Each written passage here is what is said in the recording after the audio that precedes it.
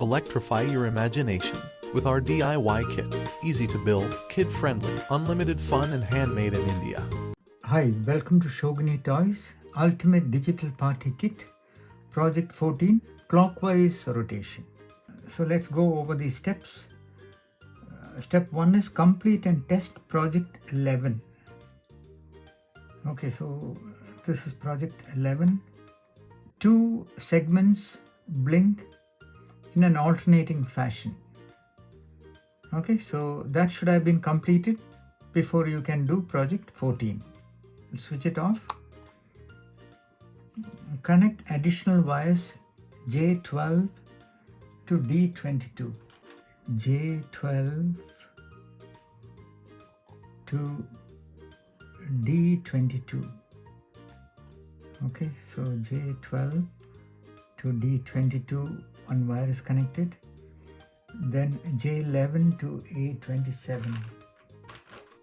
J11 to A27. J11 to A27. It can be J11 or I11. Both are fine. Then B11 to J26. B11 to J26. B11 to J26.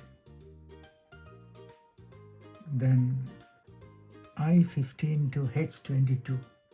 I15 to H22. Okay. Then C14 to H23.